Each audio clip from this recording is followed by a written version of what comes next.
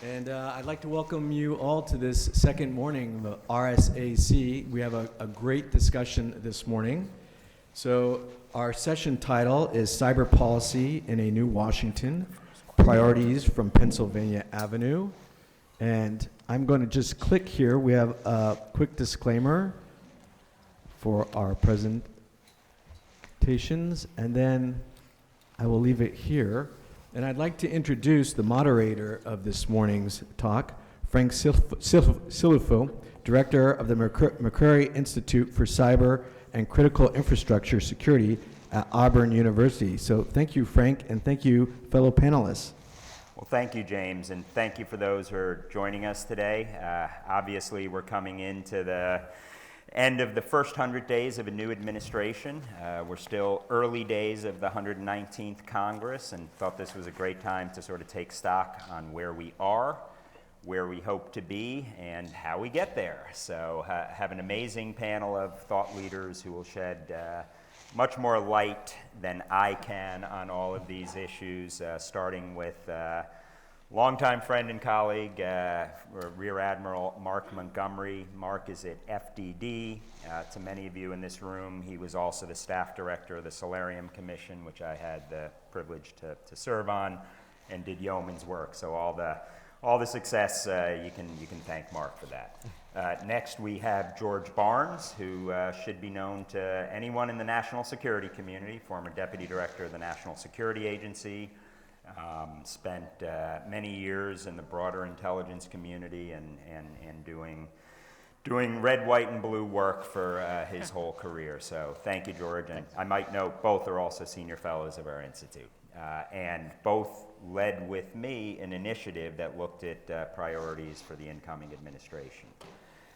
Thirdly, we have Alexandra Seymour, who is the staff director for the subcommittee on all things cyber at House Homeland, and is leading light on Capitol Hill, both in terms of legislation and in terms of its critical oversight mission.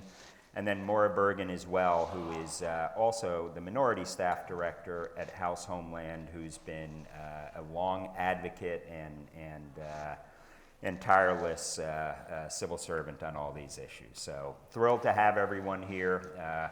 Mark, I thought I'd start with you, and we'll start with the, I don't know if it's a fastball up the middle or if it's a softball up the middle, but where do we stand here? Where do you think we are in terms of what we've seen from the administration? And we'll save some of the future to later, but take stock. Thanks. So first, I want to thank RSA for putting this on. I want to thank you for corralling us together and your work at McCrary. It's really been really eye-opening for everybody who gets your daily.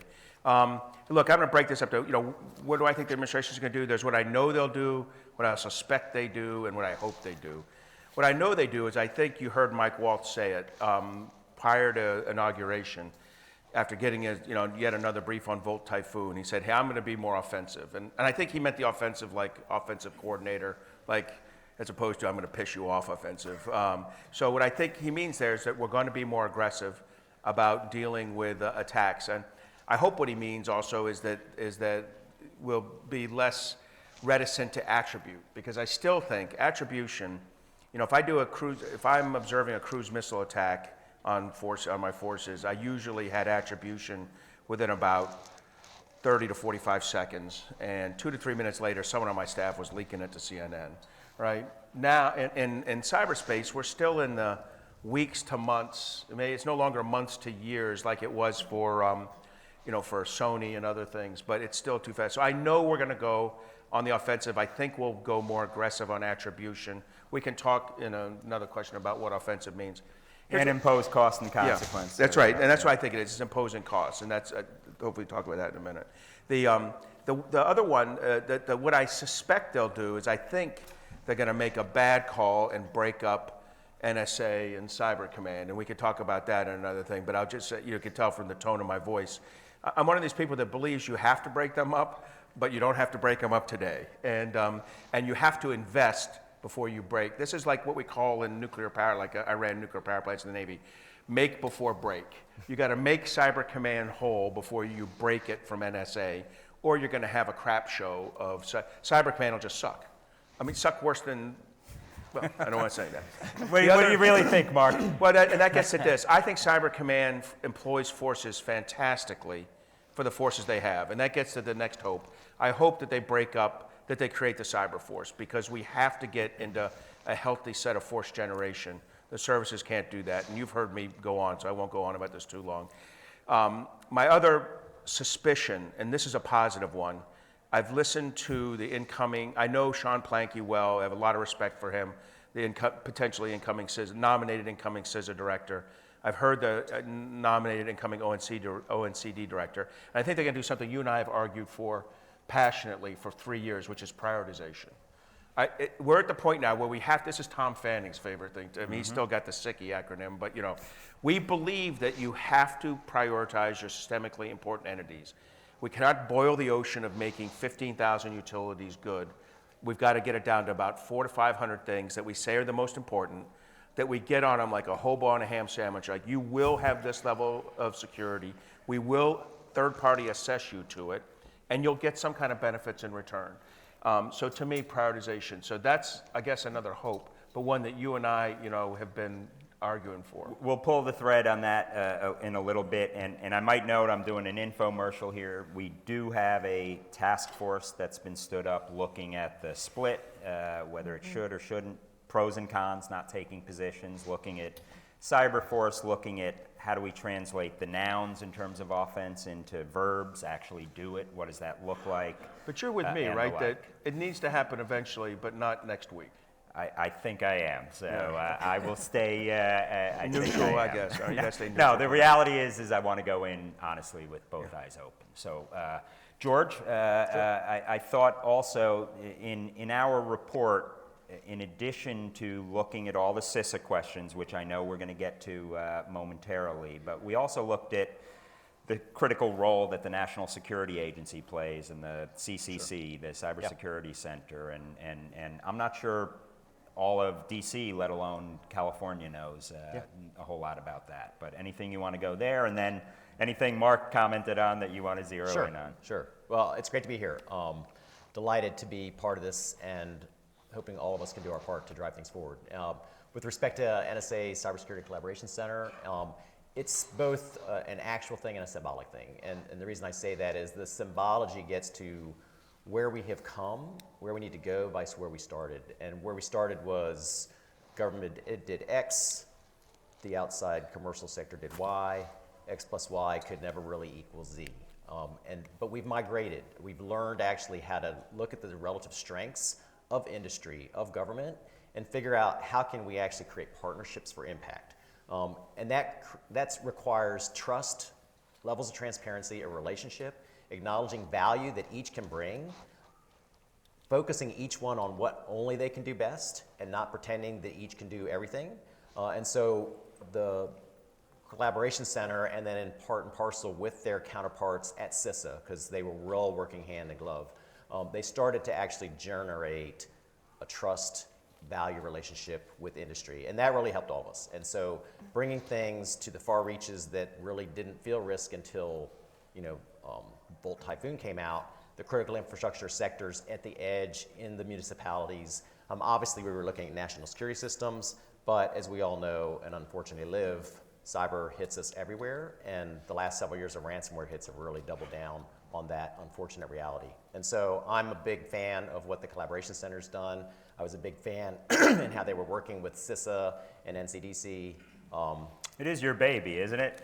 Well, I was one of the parents. So how did we let the Enhanced Security Framework Authorities get tied to CISA CPAC, so that now that someone has unfortunately canceled that, we've lost these critical authorities? And do you think we should just write them into the next NDAA to sit right at NSA?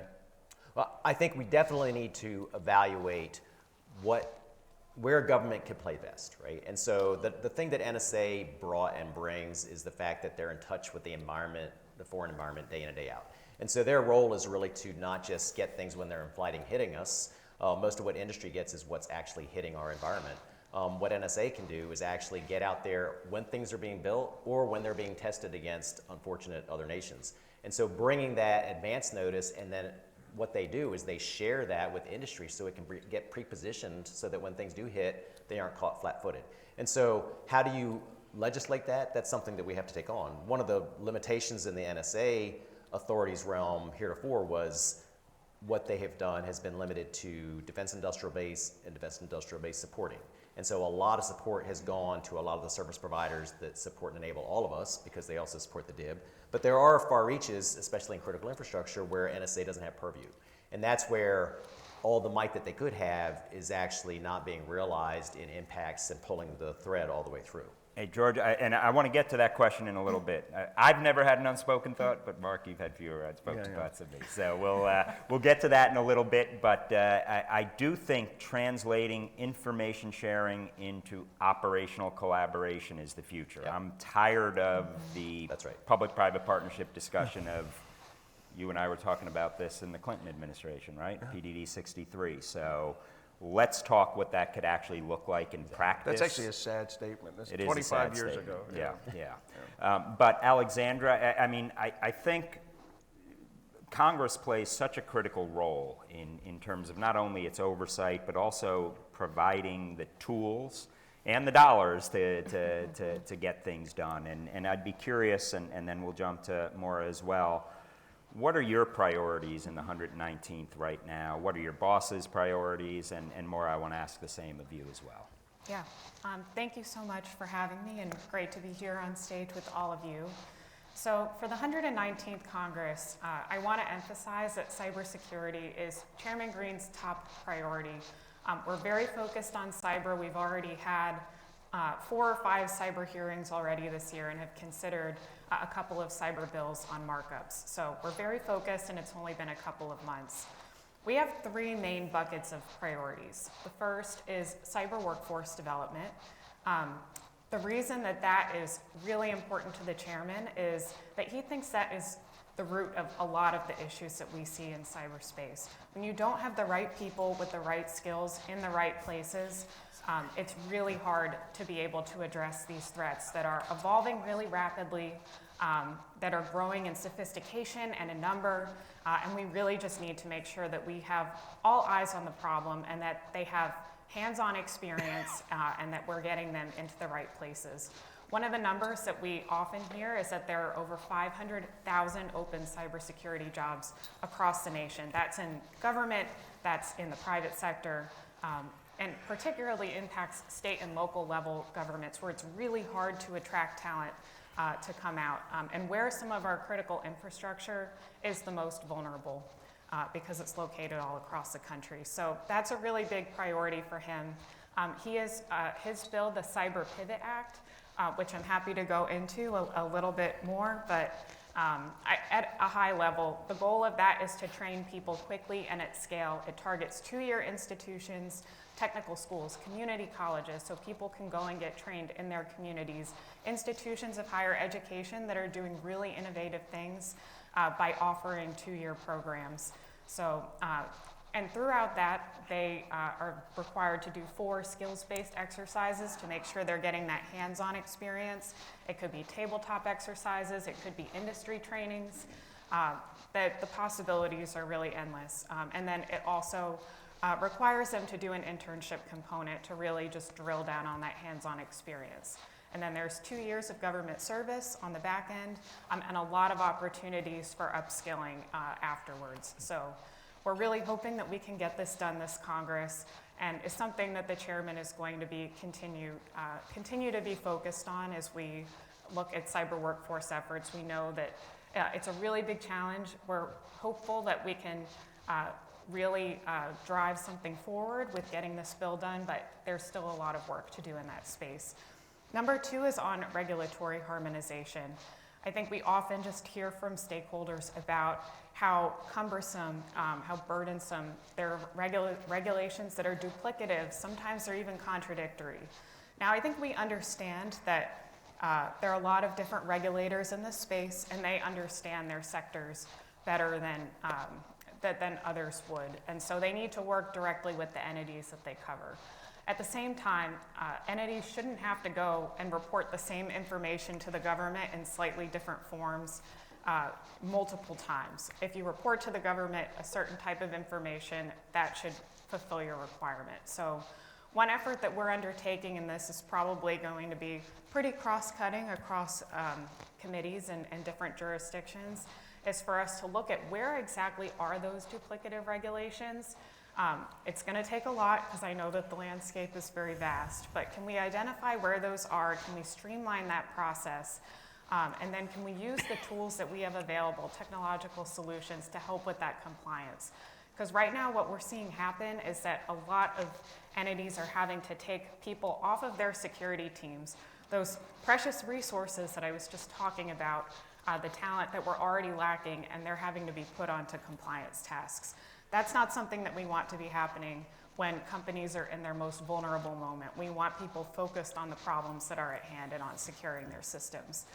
And then the final bucket of things that we're focused on is what Chairman Green refers to as changing the economic models of cybersecurity.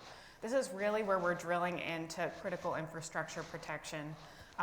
We recognize that the nation-state threats in particular are growing to our critical infrastructure.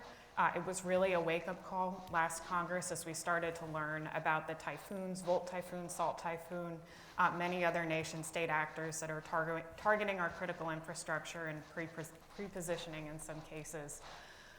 So there's two ways in which that we're thinking about changing the economic models.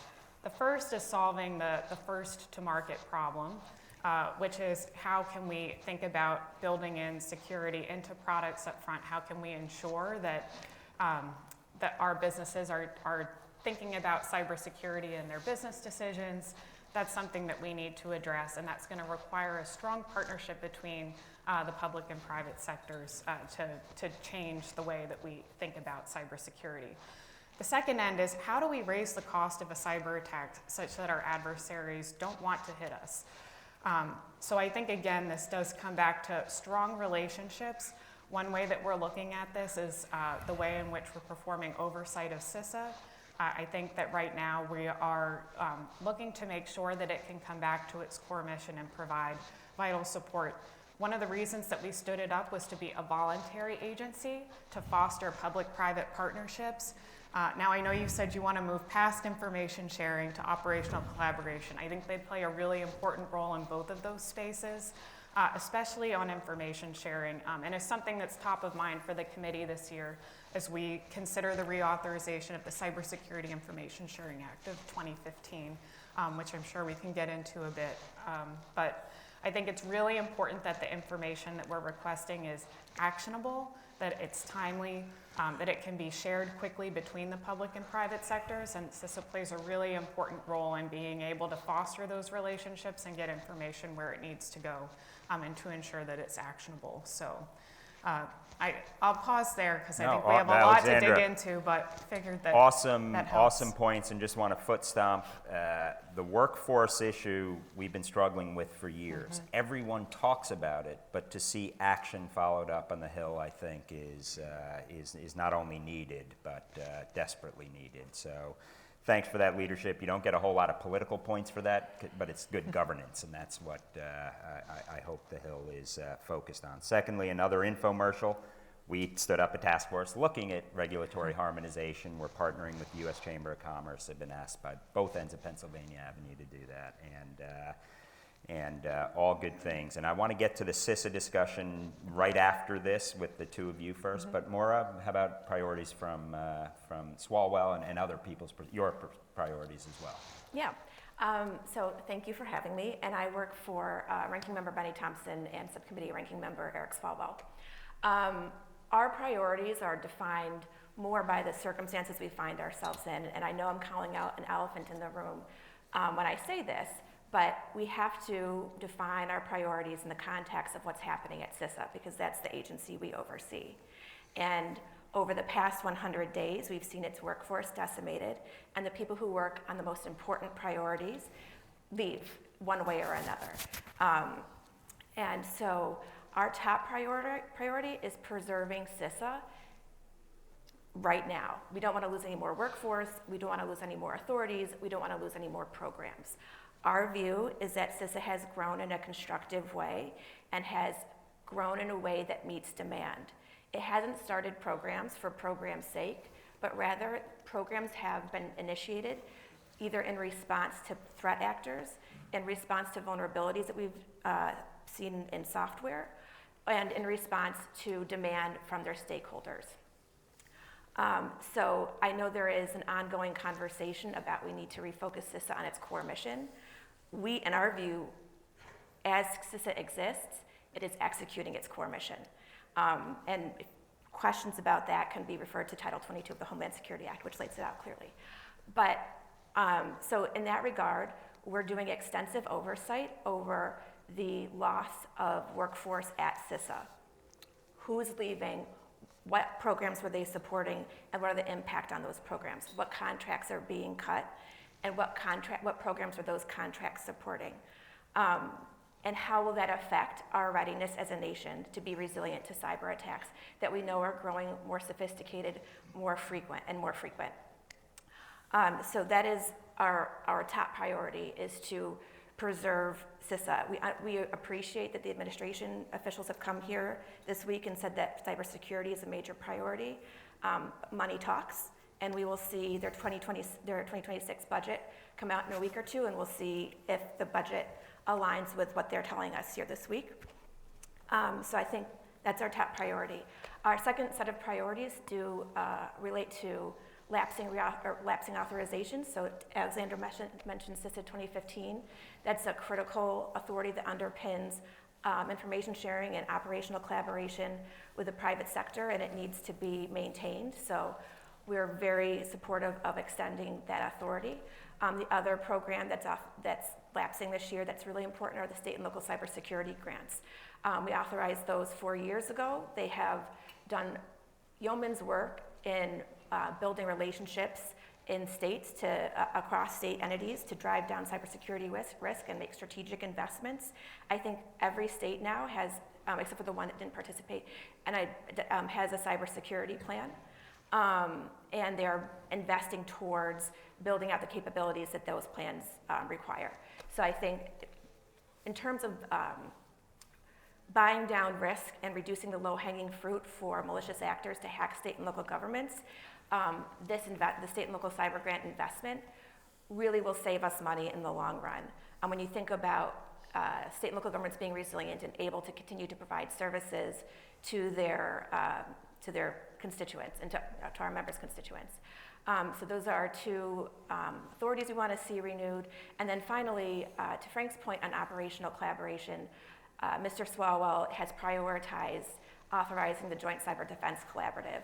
So as you know, this entity was established, I think, 3 years ago. It had a lot of promise when it started. It was driven by some formative events that coalesced action around certain issues, so the Log4j event, the Russia invasion of Ukraine, and it generated a lot of productive collaboration between the government and the private sector. I think over time, with lack of structure, with lack of a charter, it lost its strategic direction, and it needs to get put back on track. But I think it has a lot of potential. I think creating better clarity around who's a member, why they're a member, what kinds of information is being shared with them, their duties to protect that information that is shared, and more of defining the relationships among the members of the JCDC will facilitate trust and create a more robust operational collaboration. So those are our high-level priorities. Maura, thank you, and just want to shamelessly foot stomp. SLCGP is a significant grant. The reality is I think more burden is going to find its way to state, local, tribal, territorial, which I think makes sense, but it can't be without the resources, because as you said, policy without resources is rhetoric. And I think you're going to see the same on the industry side. Mark, George, do you want to weigh in on that? Because I mean, what we're really getting at is another age-old question. How many companies went into business thinking they had to defend themselves against the SVR, the MSS, against nation-state intelligence services and militaries? Not many, even the biggest of the big. But the reality is that's what we're dealing with right now. Not only do we have criminal enterprises whose TTPs are now tactics, techniques, and procedures, their capabilities are akin to where nation states were 18 months ago, burning 0 days at a pretty regular basis. But I also think they are dealing with nation-state actors. So where do you guys stand on that? Because I think those are really important questions, and if we don't have the resources and the capabilities to do it, we're going to have this same conversation 10 years from now at RSAC 2035. So how do we change that? I think a lot of this gets into the balance of priorities in the C-suite, because invariably, risk is being, I won't say mismanaged, but it's not being holistically managed. And so when I think about Volt Typhoon, well, Volt Typhoon was very sophisticated, but it was taking advantage of poor hygiene. It was going after devices and systems that were not updated. They had default credentials, all the easy peasy stuff that we all preach and everybody in this audience knows that you have to do. And But we don't do. And we don't do it. And so what can we do to actually get leadership involved to push those priorities, create accountability within companies, better adjudicate resource allocation?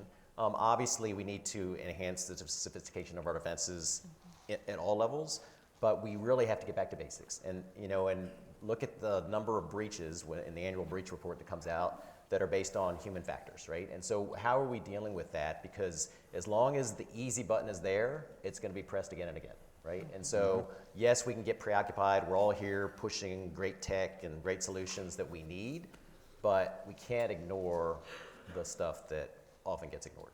No, I think there's an industry part to this, and I agree with you, and a government part. The industry part I agree on is accountability. Our plan was to rewrite Sarbanes-Oxley. I think that was overly ambitious.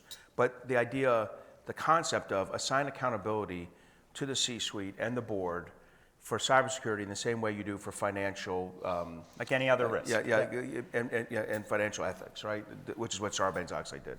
We haven't done that. But I think the question you're asking also is about the government. And the government, we don't require, Southern to defend their power plants against cruise missile attacks, right? In fact, we prefer they not defend their system against cruise missile attacks. But somehow, That's a real new act of cyber defense if we start doing when the that. new nation state, when the same nation state though, with a advanced persistent threat team, can either through malware or guaranteed access have that same impact in a crisis or casualty, we need to do it. We've been writing a lot of military mobility, you and I, and the idea that you have to defend your rail, aviation, and seaports against. There's a real national security issue here that we won't be able to move our troops from forts to ports and on to the fight because DoD has beautifully built the critical infrastructure of their bases. There's 2 of everything: 2 power systems, 2 comm systems, 2 water systems. It's a Noah's Ark of critical infrastructure. Oops. And then, For the record, that was not me. But then, the train with the tank on it leaves the base. It enters Norfolk Southern. That's not even fair. It enters like a very local utility, rail utility, that feeds into Norfolk Southern. Right. And it's Mad Max Thunderdome. Everybody coming down on it. Chinese APT, this, Russian APT. They have no chance. And the DoD is like, well, that's not our problem. I'm like, well, it's your problem that tank isn't getting to Charleston or to You go to Scott Air Force Transcom, Base. their top priority To is deploy using- forces, protect That's power, right. absolutely. And they got to contract with private industry to me, get their this forces is mobilized. This is how we fix it. If we went to Homeland, ENC, TNI, all these non-DoD committees, and said, you have to fund the fix for this yourself, pass authorization not my appropriations, that is not going to happen. TSA and Coast Guard are not going to be made whole, and FAA to do this. We need to look at HASC and say, and the appropriators and say, look, we're going to have to set up some kind of grant program here. And probably if DoD is going to say that 40,000 miles of STRACnet, that's a third of our rail system, is strategic. Those 69 airfields and those 17 seaports are strategic. Then you got to have some skin in this game. And then I think the other committees can work with them. But right now, DoD is like, not my problem. The Armed Services Committees are happy, and Appropriator, HACD and SACD are happy to go along with that.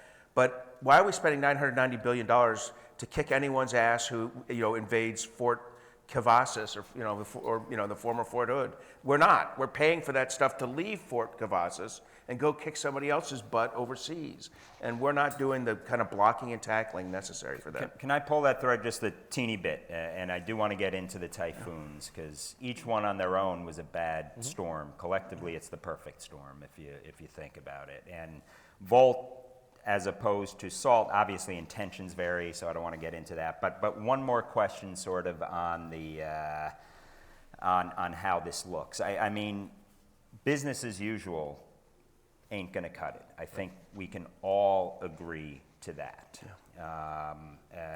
We've still been in a position where we are reactive and we tend to blame the victim.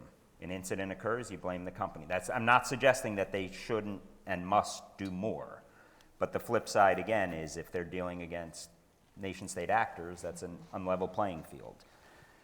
So this is where I think offense, defense, which are treated in completely different communities and worlds, really do have to come together. And we envision the National Cyber Director not being the offensive coordinator or the defensive coordinator, to use a football analogy, but to be the head coach, to be able to put these pieces together. Is that possible?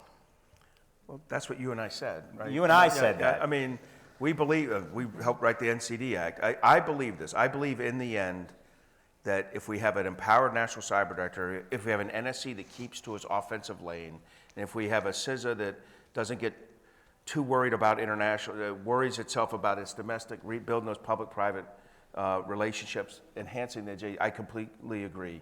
The JCDC is somehow anchored in the Joint Cyber Planning Office legislation that we passed, stole the money that land's been appropriated for that about 3 years, stole's the wrong word, reallocated the money, and I believe in the JCDC, but if we're gonna have a JCDC, it ought to be authorized, it ought to be appropriated for its mission, so it can expand, because as it is, and so the Joint Cyber Planning Office can grow to do its job, because in reality, we've inhibited that by burying it underneath the JCDC.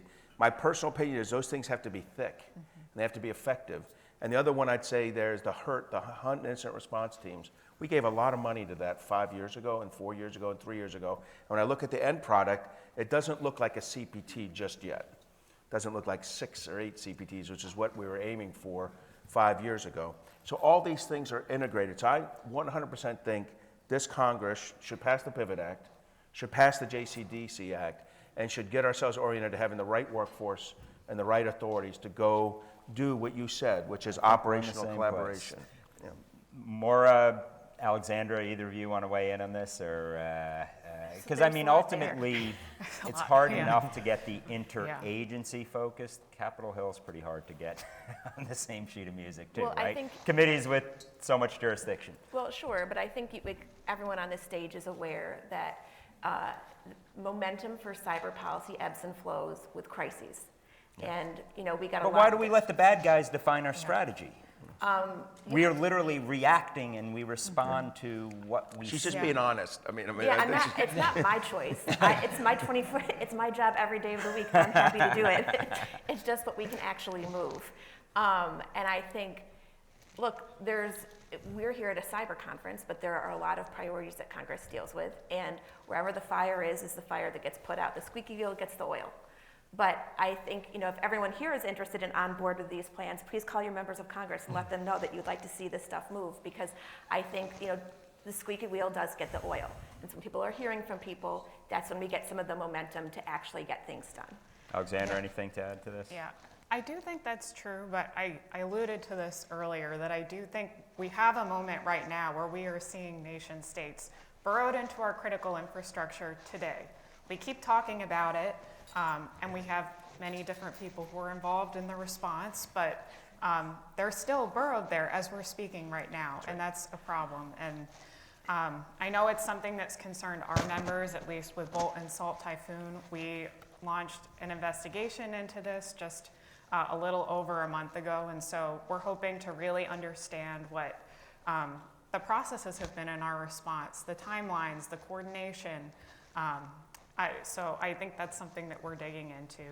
And I do think that our members are aware and that they hear about this. They even, in one sense last year, even though it wasn't a cyber attack, with the global IT outage that we had last year, that was just a taste of what could happen with key services across the economy just shutting down that we depend on every day. And so I think where it has been very hard, and there continue to be challenges in trying to communicate the importance of focusing on cybersecurity, because it's something you can't see. We are seeing a lot more of these tangible impacts now that I think have really heightened awareness and prioritization of these issues. Let's talk the typhoons for a second. Volt, in my book, a red line was crossed. Undeniably, unequivocally, but I didn't see any cost imposition whatsoever matched with that. So at the end of the day, if you can get away with murder, you're going to continue to murder. The question is, what does that look like? And SALT, probably the most sophisticated cyber espionage campaign perpetrated against the United States ever. Obviously different. That we found so far. We steal secrets, but the unknown we all do. But at the end of the day, different set of issues. I could be really upset about it. I can be angry. I could have wished we do more. But the truth is that's going to happen. That's right. But Volt, there's no collection value. There was no value other than to pre-position at a time of their choosing. Right. And if you can exploit, you can attack. It all hinges on intent. I'd be curious what your all's thought are Well, I on mean, the Volt- typhoons and, Yeah. and do we need red lines, George? You and I just had a discussion about We did. this. So, Yeah. So I think the difference with Volt is we look at the activity itself, but it's indicative of a bigger master plan and doctrine. And the doctrine that China is developing and realizing right before us is different from our doctrine in this country or really in the Western allied nation set. And so I think we have to step back and realize that we're working to play two different games at the same time against each other. And so that has to influence policy, yes, on cyber, but more holistically with respect to what are the norms of warfare, deterrence, security, and those types of things. And Compellence. So, that's right. And so I think if you start from that standpoint, then you can set expectations with your adversaries or with those you're contested, and so you can determine what are the red lines, what our response will be. Our response might not be cyber against cyber, it shouldn't be. We have many tools of influence and leverage. We need to exercise them at the time and choice of our choosing, not just in a tit for tat, right? Yeah, let me pick up on that, because Volt Typhoon, in my old military life as the J3 PACOM, I would call this operational preparation of the battlefield. It is. It's what I did on a daily, what my targeteers did, what the intel guys did for me, so I could actually design a war plan for China. or And North to be Korea. clear, it's taking IPB to operational It is. plan, intelligence preparation of the battlefield It one is. step further. And so I think, and look, this is what's crazy about it. This is why Maura and Alexander's job is so damn hard, because if China had done 1,000 satchels of explosives on the same transport, rail, aviation, energy, water, financial Would be services up in arms. systems, and it had like a little sticker that said courtesy of the PLA, there would be some serious angst in our country. There'd be screaming and yelling. They'd be, what the hell is your committee doing? Instead, in cyber, we treat it like a hat tip to the boys, over in Beijing. That's bullshit. I mean, we should absolutely be tackling this with a sense of urgency. And so to me, the one good thing is we can see they were going after transport, the thing you and I have been worried about, but they also, a lot of things they were targeting look to me like things trying to break our societal resilience. That's right. And I don't think we're the Ukrainian society. We're not the Israeli society. We're probably not even the Taiwan society. American society is going to break easy, and I think we're going to have a lot of trouble when they, people are going to be like, now why are we, I don't have water, my power's intermittent, and this is over Thailand or Taiwan, you know what I mean? They're going to be confused. 90% of Americans don't know where it is. 5% will identify Thailand. This is a problem. And we're vulnerable to this, and I think the Chinese know it. Look, we're at that point where we have to push back, and it is time to be more aggressive about it. All right, I think now you opened up the international. You give me no choice, but I mean, at the end of the day, we have to do this with allies. And my personal view is start with the Five Eyes, then NATO, then our partners that don't fit into either of those, like Taiwan, like Israel, like Japan, like South Korea, et cetera, et cetera, et cetera. But where do you see things going there? And maybe we'll start, I feel like we'll let Alexander more. And I know this isn't your congressional jurisdiction, but it impacts what you do. It impacts what we do. Yeah, I think it's important for us to make sure that we continue to engage with our allies and partners to learn lessons.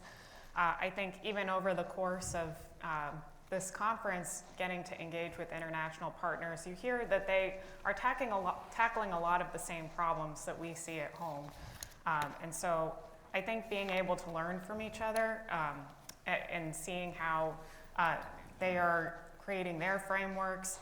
Coming back to regulatory harmonization, I mean, this is even a broader issue than we experience in the United States. A lot of the companies that we have here, not only do they have to deal with federal regulations, but they have to deal with state and local, they have to deal with international regulations.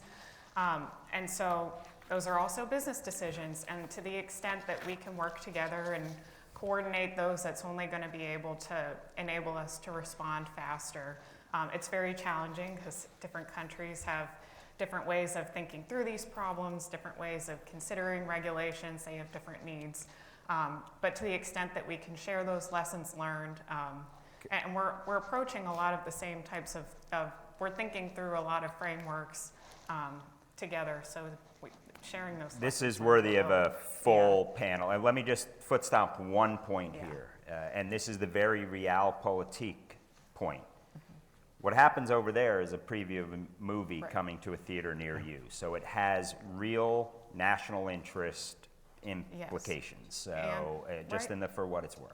And it's limitless, right? I want to make sure we let the audience ask some questions because we could have gone, please, Maura, quick, please. Oh, we can go to audience. I was just going to say our allies are our friends. They're incredibly important partners for cybersecurity. To the previous conversations on how we can more effectively deter cyber attacks, I think we have to remember that any change in our behavior doesn't happen in a vacuum.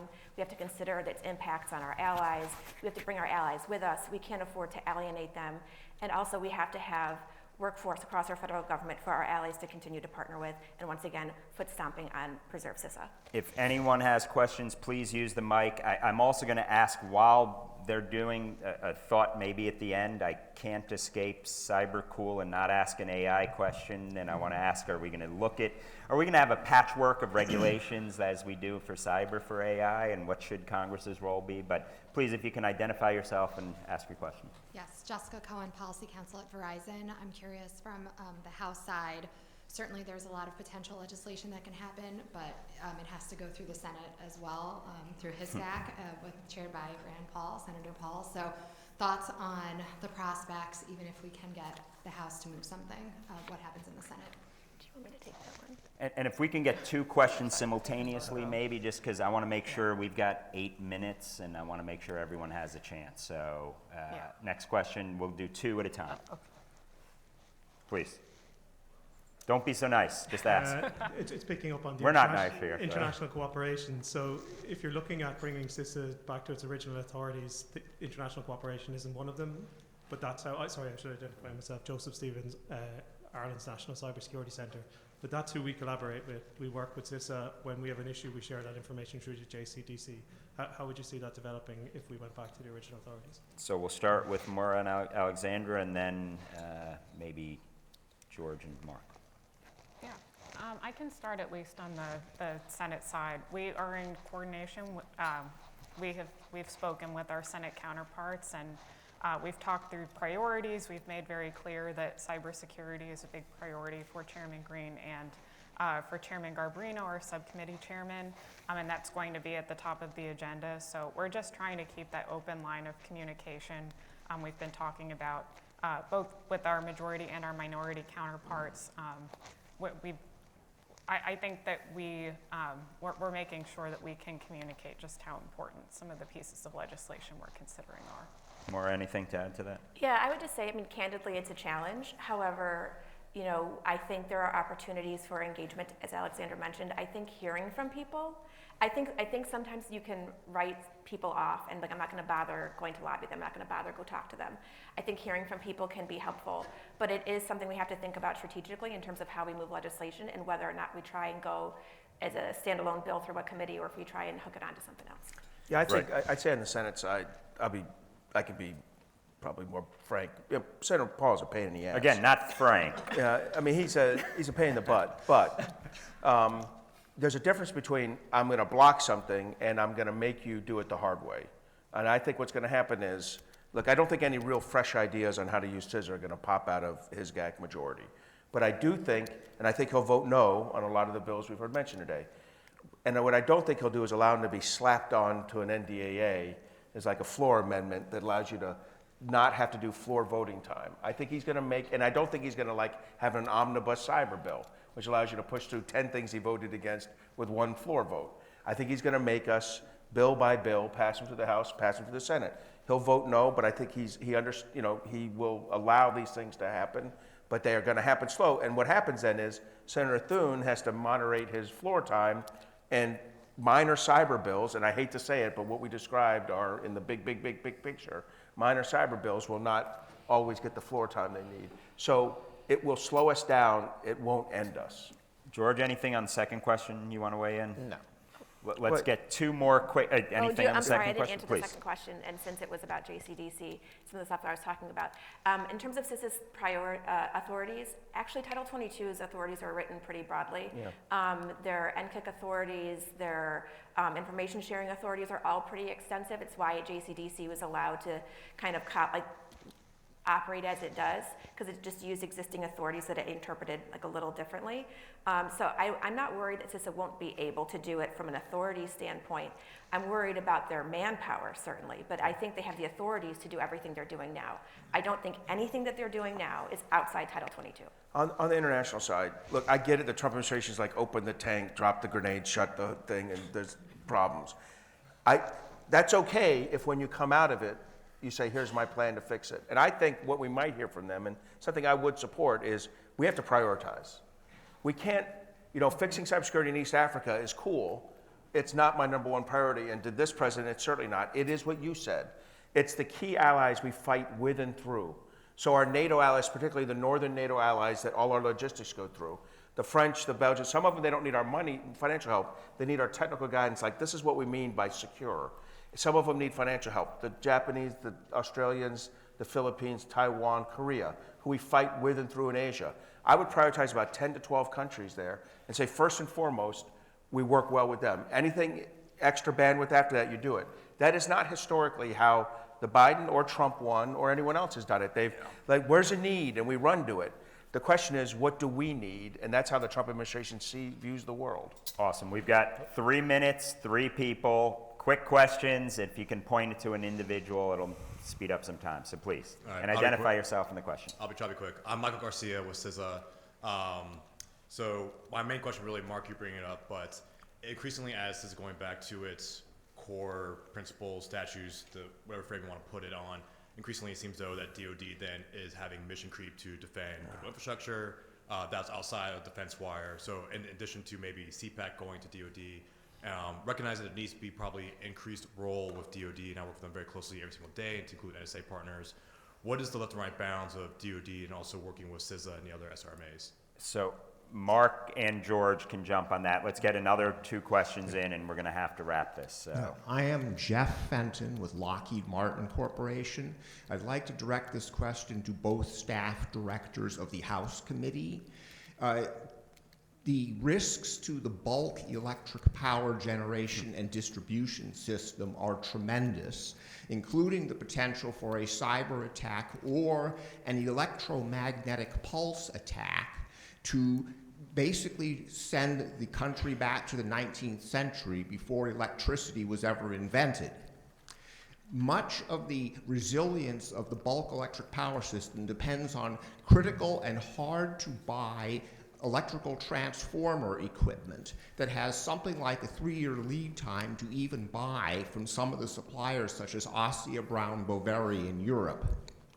Is Congress willing to consider granting funds to stockpile transformers and other critical equipment that utilities are understandably reluctant to buy because it would cost them money that they would not immediately be able to recover in electric rates? Thank you. And there are some initiatives, EEI and others, for spare parts, but hopefully we'll have time to get to that. Last question, and if it can be quick, please, because I just want to not fail at my one job, get everyone out in time. Okay. My name is Dr. Kyu Jung from the Microsys. I appreciate Frank, you the bullseye for the problem cybersecurity we have it. Okay. So also this comment for everyone. Problem what we have as a cybersecurity is the dozens of this chip giant. They produce millions of chip, and then the machine language they using is still like still dozens of those. and these all connected. That's the cybersecurity problem we have it. So in order to to solve this problem, okay, we learned the lesson from the American about during the World War II. The language is going to be security. So we're going to tell these chip makers, okay, their CPU or GPU speaking using some millions and millions of machine language. So I then there's apologize. hopping The of those, tyranny so of that's time gonna be requires I another be a change. tyrant. We are out of time, but I want everyone to have Right. one. I'm Is there a sorry. question? Yeah. Thank you. Maura, let's start with you and go down. Anyone you want to take or any last words of wisdom? I would just say, in terms of building resiliency, it's a priority, I think, for bipartisan that we have critical infrastructure that's resilient to cyber attack and that's resilient to changes in supply chains. So I think we're interested in policies that could address that problem, and hopefully that will be a bipartisan priority. Alexandra, Yep, I 15 agree. seconds. Okay, yeah, I agree with that. I think as we look at the state and local cybersecurity grant program, we can take lessons learned about ways in which we've invested in resiliency and enhanced our cybersecurity posture, and it's a conversation that we'll And let me just say there are lessons from the old DHS Homeland Security work that have cyber implications. George, last word of wisdom. We have to address our norms so we can set expectations for accountability with our adversaries. Mark, I need a good one-liner for you for the Okay. end, dude. Hey, I think we're lucky to have Maura and Alexander running this. I think this is going to be a very good legislative year, believe it or not. It actually is good for both parties when one party has all three things we've had. If you look back historically, those have been some of our best years for legislation. When you're in the minority side of that, it's a little less of a good deal. But still, we can get a lot of crap done this year, and we're lucky to have both of them working this on House Homeland. I just want to say thank you to our panelists. This was very blunt spoken, not what you normally hear from Washington, so please join me in thanking.